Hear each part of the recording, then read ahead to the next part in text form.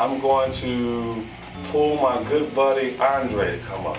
And I want you all to give Andre a hand for.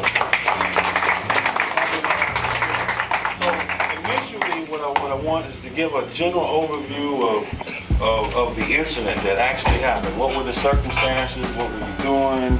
How did it happen? And the event and what happened and how you dealt with it. And then we'll bring up Marcus and then we'll do like a Q&A kind of thing. Okay, well, I'd like to kind of talk a little bit about my background. Okay, that makes sense. I'm married. I have 3 kids. I have a background in security. I did security for 9 years. I did personal security for about a year. I probably have been carrying my firearm for probably about 3 years. And I have a background in martial arts, self-defense, personal protection, all before this incident. I'm also an NRA certified CPO instructor and an NRA range safety officer. This happened after I got into instruction after this incident.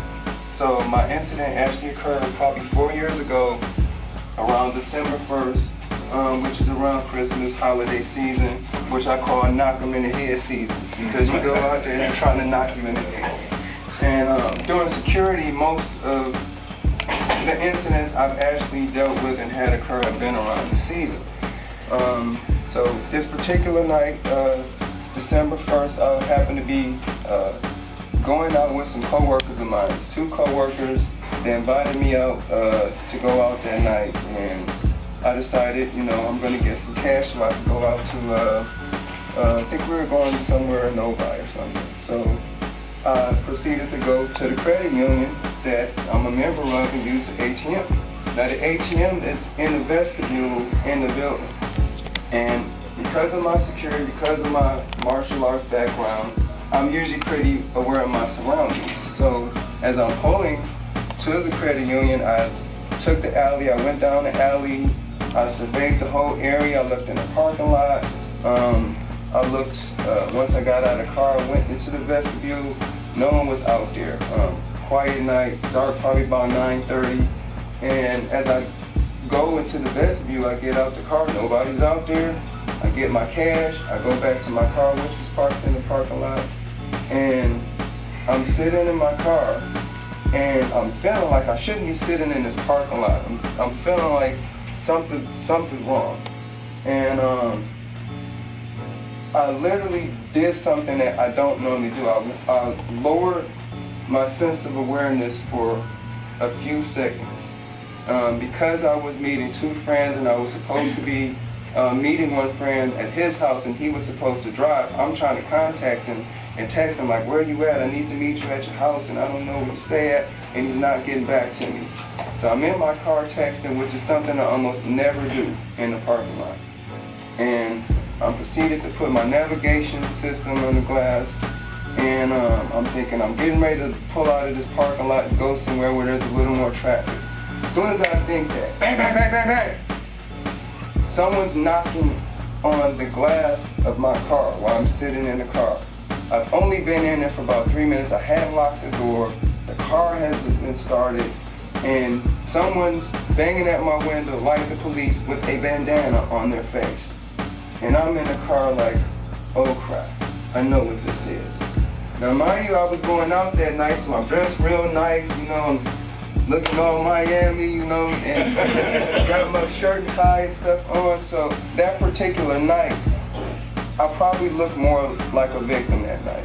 So 2 guys ran up, 1 guy's at my side, 1 guy's in my blind spot, and I'm like, crap, they picked me as a victim. So I'm thinking to myself, I'm like, how am I going to get out of this? This guy's got his hand in his shirt, he's like super close. I'm like, I have to figure this out, I have to get out of this situation. And it's like split second, stuff is running through your mind, split second. Now being that I was a carrier and I had mentally set in my mind, if I ever were to get carjacked, this is a situation where I may have to shoot out of my door. So it's one of them situations where if somebody's already got a gun drawn on you, how do you deal with that? How am I going to get to my firearm and this firearm is already on me and I'm dealing with two people and they're yelling at me and they're saying, get out the car, give us your money, we got a gun. And I'm like, all right, I gotta stay calm, I gotta figure out a way to get out of this situation because I'm thinking, I hadn't locked my door, the second guy's starting to open the door and I'm like, if I'm gonna use my firearm, I have to use my firearm in a way where it's last minute where they're not gonna know that I have this firearm. And I'm trying to decide on, well, we'll go back to this. So I'm carrying my firearm back here, which is actually a place that I actually usually don't carry my firearm, but because I was dressed real nice, I'm carrying my wife's 9mm back here. And they're yelling at me, give me your money. So I'm like, well, if I'm reaching back here, they're just gonna think that I'm going for my wallet. So a lot of people think when you're in a self-defense situation that you actually have to pull your gun out real fast and draw and fire, but if someone has a gun on you, a lot of times you have to psych the individuals out. So I proceeded to fake compliance. So I'm like, okay, and I'm reaching down and I'm like, I'm blocking so they can't see me. Second guy, I don't know what he's got, and I lean back and I start firing out the window. And the glass shatters, the glasses hit me. I'm actually thinking that I'm getting hit with return fire because the glasses hit me and all I could think is, I'm leaving you with more than you leave me with. And the situation happened where the guy took off running, I'm still firing, I see the guy get about a couple yards and he hits the ground and I'm like, oh man, I hit him. I'm like, my night is all messed up. The second guy took off this way. I don't know where he is. I get out the car. I got this adrenaline in me. I'm like, oh my God, my night is messed up. I want to go home, but I can't. I'm like, I gotta call 911. I gotta let them know something happened. And I don't know where none of these guys are. The guy that landed on the ground just gets up and takes off. So you might actually hit the guy and he get up and leave. You might not have stopped him. And I fired all 7 rounds out of this pistol. I thought I hit him with everything. So now I'm like, okay, I messed up my night. I'm like, got caught unaware. I called 911. I'm speaking to 911, and I'm at the credit union. The adrenaline is so I could not even remember which streets I was on. I'm like, I'm at such and such credit union, at such and such and such. Please send help. And 911 is going to ask you all kind of questions. I'm like, it's been a robbery, 2 guys tried to rob me, it's been a shooting. Sir, are you hit? I'm like, no, I'm okay. Like, sir, did you shoot? I'm like, please send help. They're like, sir, do you have a CPO? I have a CPO. Did you hit anybody? I'm like, please send help. Now, 911 is calling the police. Literally, the police station is a block down the street from this credit union. I could walk to the police station. It was that close. The police get there, female officer arrives. I'm on the phone still with 911 giving them the description of me, so when the police get there, they don't see me and think I'm one of the assailants and draw their guns on me. By that time, I had my gun down on the floor, I had the magazine out. The officer gets there, she's like, what happened? I'm like, 2 guys tried to rob me, 1 guy's got a bandana. She comes up, she kicks my firearm across the concrete. I'm like, and she asked me, are you okay? I'm like, I think so. She's like, are you hit? She's like, I see a little blood on you. And I'm like, literally, all I had was a little tiny cut from the glass. I'm freaking out, the adrenaline dump is in me. And another car gets there and they go take off and try to find the guy. So, literally, when adrenaline is your system like that and you're coming down and you've had a life-threatening situation like this, you're like, your body's in shock. You start doing this, and it's not fear, it's just adrenaline. You're coming down, and I'm talking to the officer, and I'm telling him I had to use my firearm. I never thought, I was gonna have to use it. The officer's asking me questions. I never said that I shot him. And they'll ask you, how many times did you shoot? And luckily I did know because I emptied my magazine. But you have to be careful, that you're telling them I shot 5 times.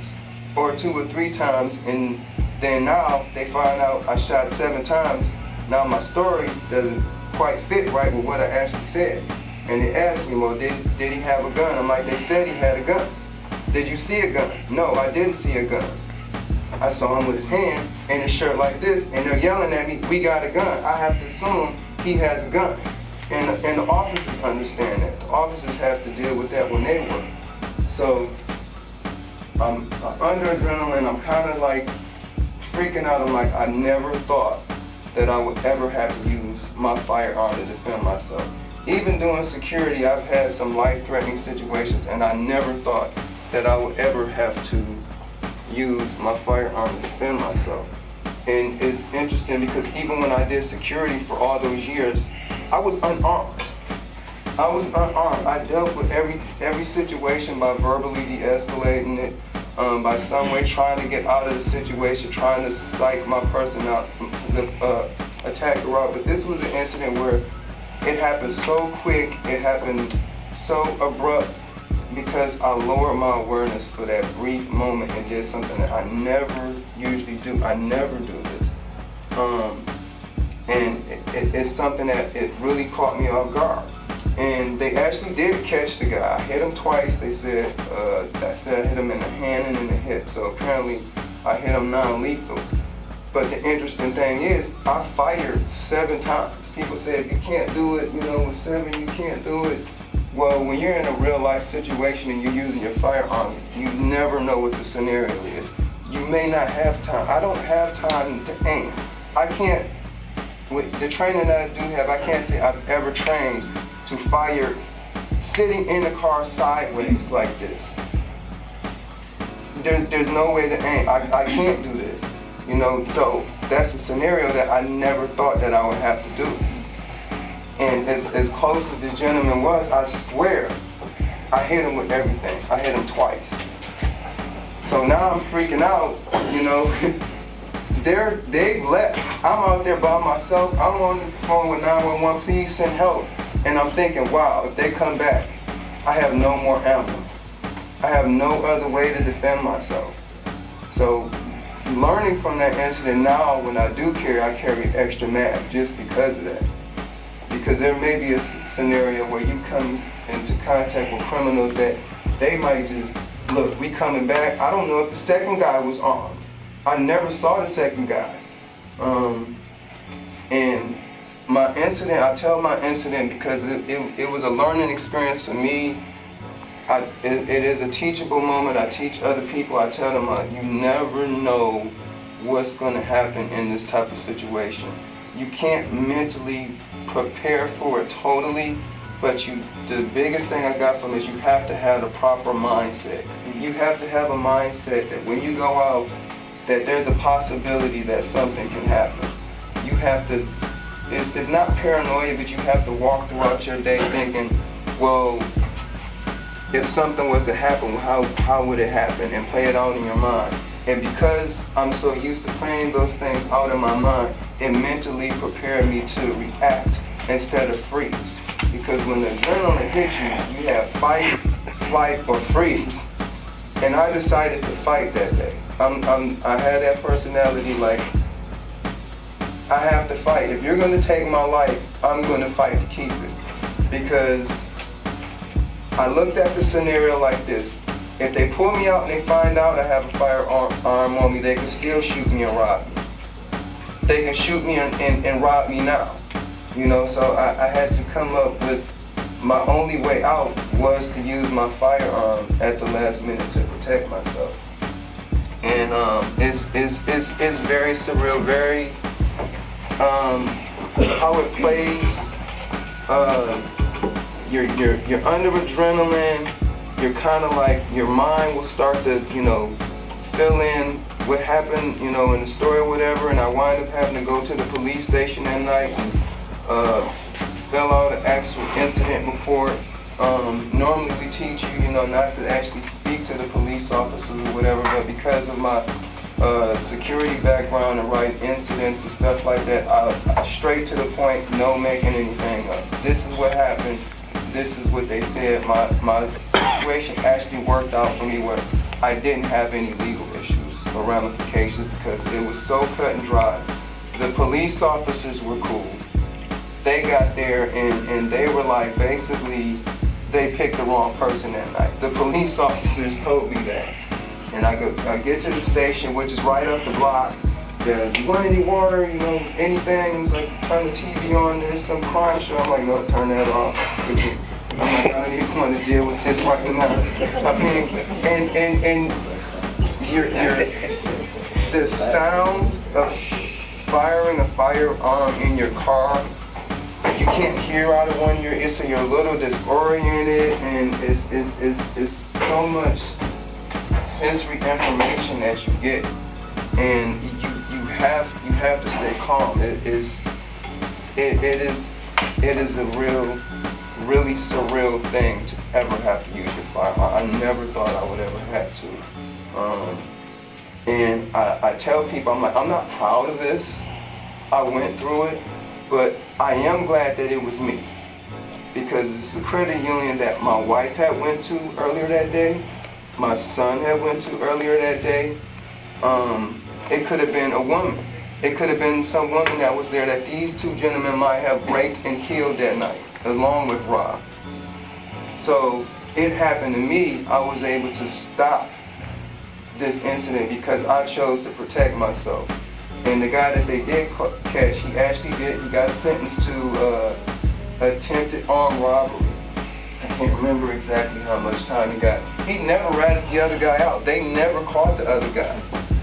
And I didn't have to go to court, but I was going to court to make sure that, you know, he got justice, which, you know, to me, he got some justice when he caught those 2 bullets. So hopefully he learned something from that. You know, the guy might have been like in his early 20s, young guy. Now he has a felony on his record. And an interesting thing about the court system is when you get information, I had all this guy's information, his name, his address, you know, where he's from. I never thought, you know, that you would get that much information. So now I'm questioning, like, do they have my information?